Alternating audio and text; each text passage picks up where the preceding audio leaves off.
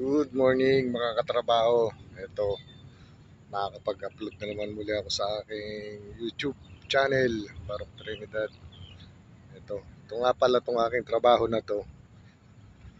Pilantay ko, lalatagan ng plastic cover, tapos sa ibabaw, G1, bago ipapatong yung trusses na yan, parlina, I-beam, yan ang ilalagay rito.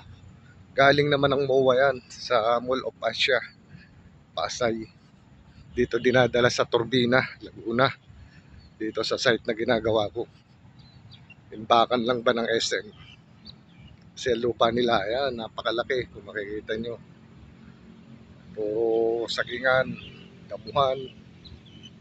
Ayan. Ayan, malawak yan.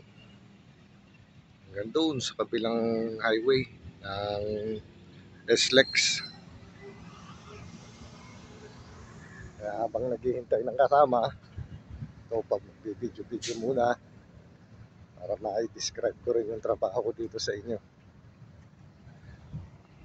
Ayan. Ang kare namin. Medyo may kalumaan na rin yun.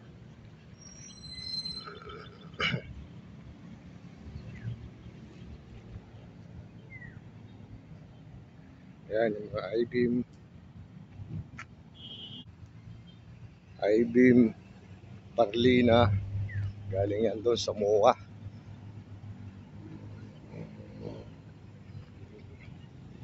Ayan, ito, lalatagan na lang ng ano yan, ng paa, kumbaga, sapin, para pagtutungtungan ng I-beam, paglalatagan ng trusses. Ayan. Update ko na lang kayo mga katrabaho, mga susunod na mga gagawin namin.